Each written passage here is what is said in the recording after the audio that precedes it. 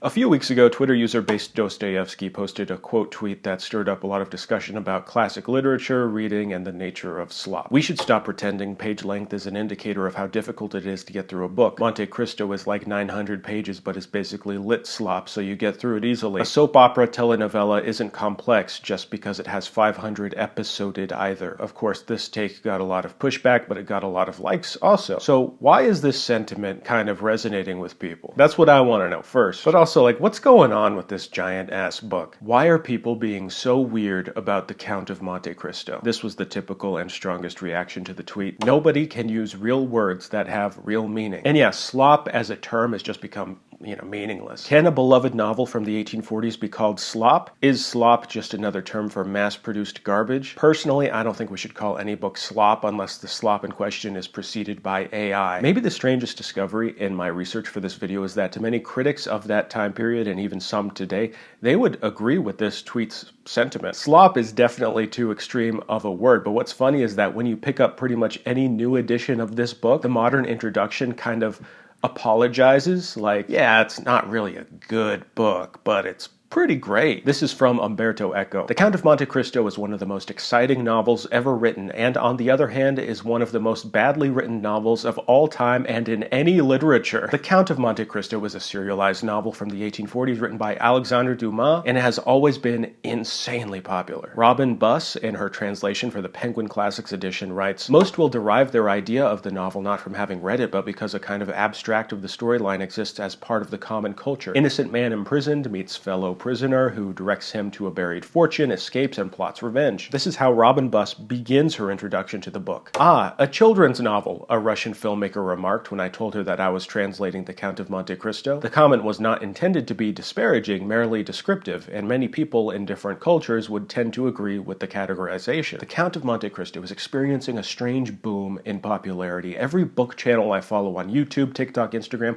is talking about this book. It is the eternal elephant in the room. It is, at this point, the gateway drug into classic literature for tons of people. So often I'll see a vertical video of some person being like, "I always hated classic literature, but then I read this giant, fat, huge book." First off, let's not fat shame The Count of Monte Cristo. This old-ass, fat, huge book, I read it in only 2.3 seconds. That's how good it is. To make myself not feel crazy, I did one of those Google trend searches, and it seems to my eyes like, yes, this book is being talked about a lot right now. So it's popular again. Does that make it slop? Is The Count of Monte Cristo slop? Is it even good? Why are people talking about it like it's a highly addictive drug that will ruin your life? To find out, I read the book. It's very large. That's right, this annoying rage bait tweet made me read this 1,200-page book. Okay, not really. I've actually been reading this slowly for the past 5 months because a bunch of normies voted to make me read it. I run a book club. You can join for $2 a month for a backlog of videos on James Joyce, Ursula K. Le Guin, Roberto Bolaño. We're about to kick off the second half of the year with the Brothers Karamazov. Anyways, I experienced this book unabridged in all of its shaggy glory because of my book club. And I have quite a few thoughts on this book, and I think I finally understand the obsession that people have for it. But first, let's go back to the original quote tweet. This person is responding to the classic "OMG, look how big this book is" type of post, and their focus is largely on the level of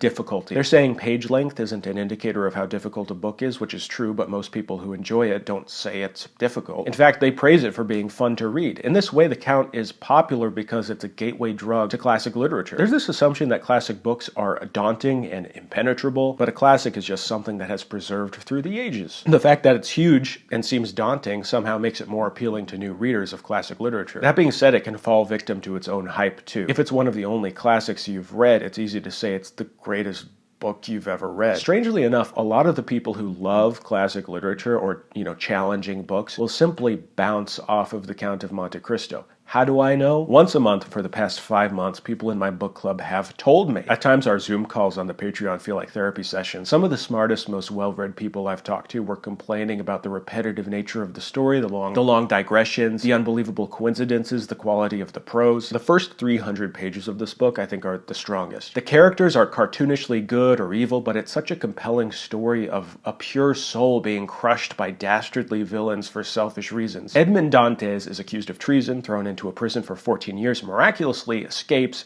and finds a hidden treasure so he can remake his life and forge his revenge. You're rooting for an underdog, and the promise of revenge is so enticing you just have to keep reading. For me, I experienced a lot of highs and lows while reading this. I was familiar with the story through film adaptations, but film adaptations really take liberties with everything after the 300-page mark. People don't tell you that after Dante's escapes from prison and finds out what happened to his family and friends, there's another 9-year time jump in which we are thrust into the world of Parisian high society. There's like an Italian travelogue, and our plucky hero Edmond Dantes is totally unrecognizable. He's a pale, cruel, mysterious creep who owns slaves and plots his revenge from the shadows. We follow the lives of those who wronged him. We follow their children's love lives and the million subplots upon subplots wherein the Count plays a minor role. Robin Buss writes, the episodes in Marseille and Rome may have been added after the book was begun. It was Dumas' collaborator, Maquet, who suggested actually recounting Dante's arrest and imprisonment instead of starting the novel in Rome and then transferring the action rapidly to Paris. Yet the first section proves absolutely crucial. Hold on. Dumas had a collaborator? Auguste Maquet was a frequent co-author with Dumas. It was well known at the time that Dumas employed other writers, and the extent of their involvement in his work is mostly unknown. Dumas was frequently paid by the line, hence the length of these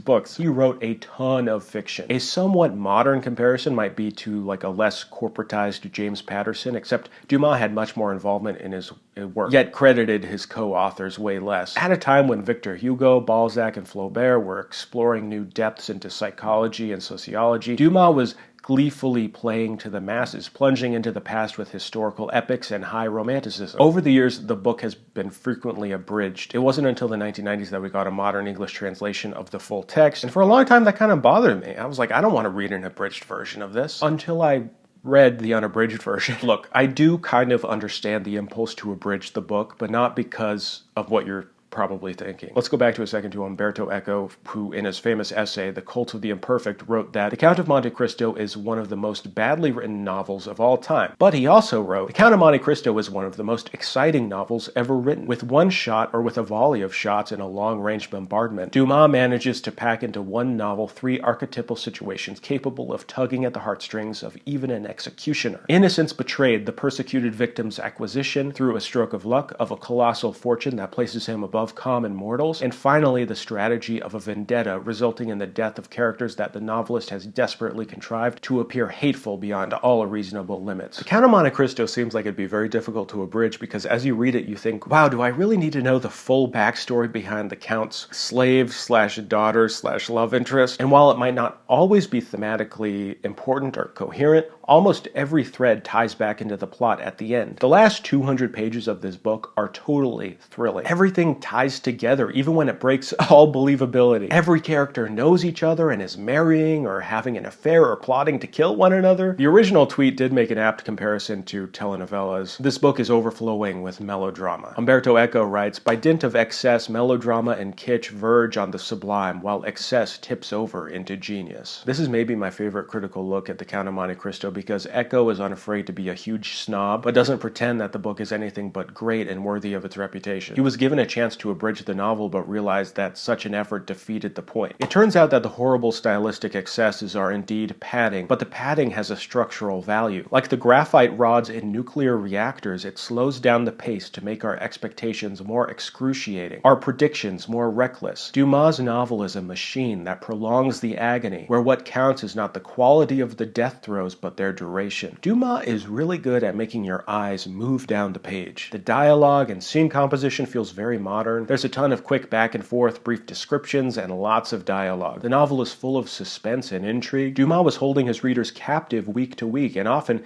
he'll tighten the springs on his plot contraption just for fun. Eco writes, when all the archetypes shamelessly burst in, we plumb Homeric depths. 2 cliches are laughable, 100 cliches are affecting, because we become obscurely aware that the cliches are talking to one another and holding a get-together. As the height of suffering meets sensuality and the height of depravity verges on mystical energy, the height of banality lets us glimpse a hint of the sublime. Part of why The Count of Monte Cristo endures is because the Count is a fundamental archetype, especially to modern readers. Independently wealthy, a brilliant detective, and bent on righting the wrongs of society, he is essentially a precursor to Batman. There's a ton of moral complexity in this book and so many great lines and interesting ideas. Perhaps because we can't connect to these poorly related psychologies inside the Count himself, he's more fascinating, more tricky, and interesting. He's capable of inflicting great pain, but also acts like a force of God's will. He's Christ-like, but a vampire, an actor, a mentor. I think he also represents a ton of anxiety towards a growing middle class in Europe and towards class mobility in general. The fear that anyone can just get some money and pretend to be like us wealthy Parisians. All of Dante's enemies are social climbers, people who undeservedly found wealth. The Count of Monte Cristo is a rich text and highly enjoyable. It's not difficult to read, especially if you're enjoying it on audiobook. One of my patrons who had been struggling through the book pointed out that when they started listening to the audiobook, they were hooked. They said it felt like a Netflix show when they were listening to it. Maybe the rise of audiobooks has led to the rising popularity of this book. I listened to this book partially on audiobook, and I can't say I would have enjoyed it the same without it. If there's one main takeaway I got out of the experience of reading this book and seeing the general discourse around Litslop, it's that too many people equate enjoying something for pleasure as inherently bad. I'm always advocating that people read not for some utilitarian purpose, not to gain some wisdom, though that's often a side effect, but because there's inherent pleasure to be found in reading a good book. You know, great art can reach people even in the strangest circumstances. Recently, I showed my wife Nadia one of my favorite movies of all time. I knew it. I knew it. There's no way this is real. Call it. And even though she was deeply frustrated by No Country for Old Men, I think she took something positive from it. I'm going to literally divorce you. This was part of a project that's been brewing behind the scenes for a while. A secret plan for us to force each other to watch our favorite movies. If you weren't aware, I run a movie review channel with Nadia called Woman Carrying Man, and we partnered with Nebula to help produce our new series called Movie Night, in which you can watch us experience some of the best and worst movies ever made. It's been a fun project to do, and we have some really great episodes coming up. The first episode of Movie Night is now available, along with a ton of other exclusive content from your favorite creators on Nebula. Nebula is the largest creator-owned streaming platform in the world. It's where all your favorite creators like Tom Scott, Lindsay Ellis, Captain Disillusion, me, create exciting new content. There's such a variety of thoughtful and brilliant videos on Nebula. It's my go-to these days. When I sit down to watch TV, I usually check out Nebula before going to anything on Netflix or HBO. If you sign up using my link at go.nebula.tv/mancarryingthing or use the link below, you can get Nebula for 50% off, which is $30 a year or $250 a month. You can also get a monthly plan for $6 a month or a lifetime plan for $300, which usually costs $500. And for those of you that want to share everything Nebula has to offer with your family and friends, Nebula is now offering monthly, annual, and lifetime gift cards. Use the link gift.nebula.tv/mancarryingthing to give a month of Nebula to a friend for just $6, a year for $30, or a lifetime membership for $300, which without my link costs $500. Thanks for watching, thanks for checking out Movie Night if you do, and thanks for supporting our channels. All right, bye-bye.